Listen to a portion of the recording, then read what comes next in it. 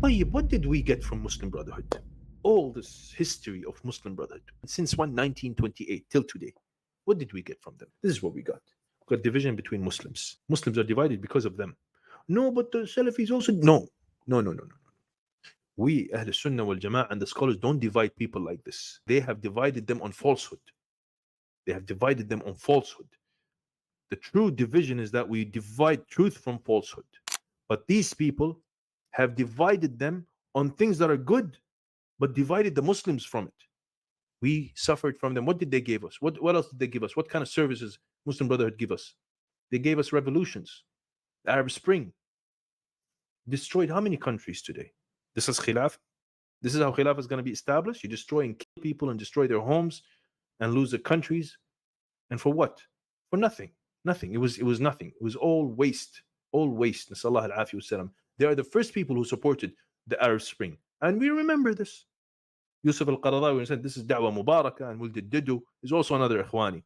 Oh, this is all a blessed thing and a blessed act, and we support it, and we fully al-Ar'ur, Wuld al-Didu, Salman al-Oda, all of these people from the Sahwa, from all the Ikhwanis, all of them were supporting this Arab Spring, and all the blood of the Muslims are in their necks, because they are the ones who influenced these poor Muslims into doing these revolutions and confusions in rulings in Islam. Till today, we suffer from this. People don't know what's halal and haram anymore because of their fake fatwas. Music is halal, mixing is halal, riba is halal. You know this. Even till today, people contact me, and I'm nobody, but they ask me about these things. They say, we are in we are in a non-Muslim country and want to buy a house, and we want to use riba banks to buy a house. We heard that Yusuf al-Qaradawi said it's fine, so we started buying these houses. Oh, this is not a necessity. Which alim would say that riba in that way is halal? Sallallahu alaihi wasallam. Buying a house is not a necessity. Live and rent. Live and rent. But we see these rulings everywhere. Hatta the other day, what's his name? Ali Dawah. Ali Dawah. And this Shaykh Yudhkar, he's not really.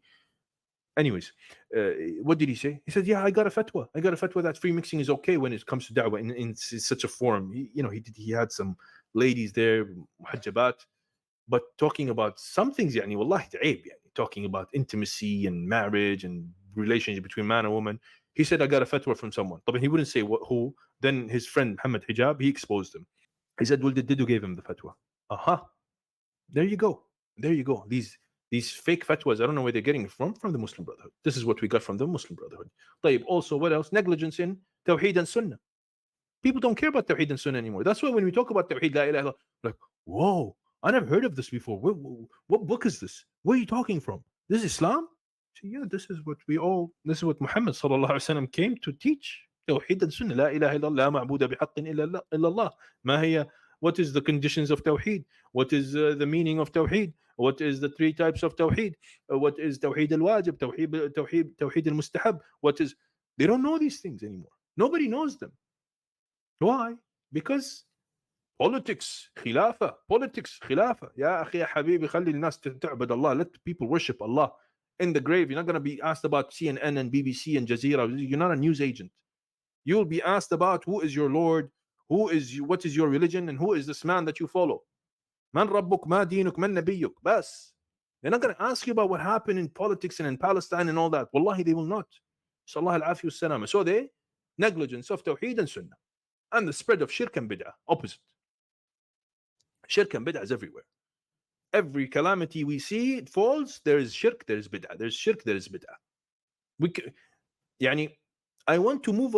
Sometimes the ulama, some of the scholars, they tell me, you finished the book of so and so in Aqidah? Yes, Sheikh, I did. Can I do another? I said, no, return back again. Why, Sheikh?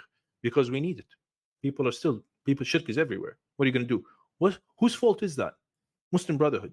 If you have dedicated your time to teach people Aqidah and Tawheed and Sunnah, we don't have a lot of big mess in the Muslim Ummah, people performing shirk and bid'ah and thinking this is okay.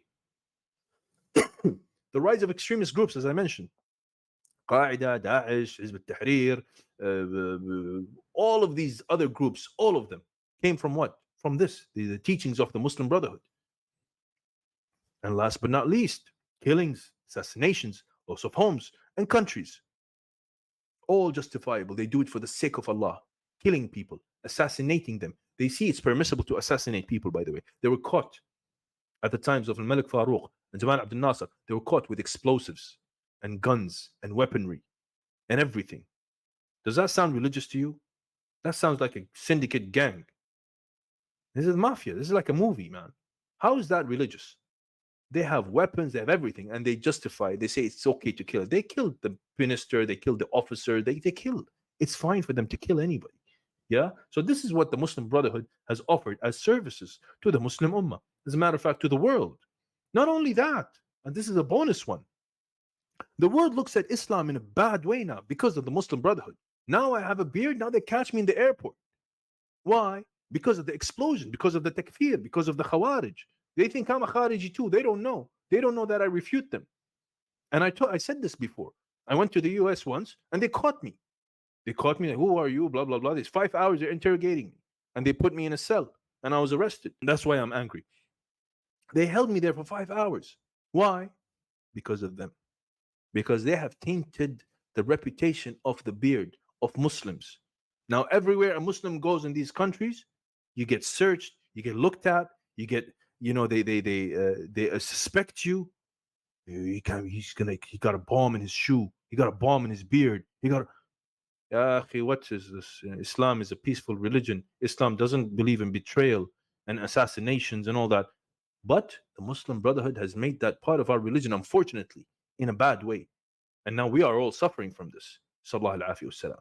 Yani one country living together, loving one another, they divided them, they made takfir, and they started doing takfir upon one another, like we saw in Egypt, like I mentioned, and in the UAE. How they turned the people of the UAE against the government, against the people, against their families.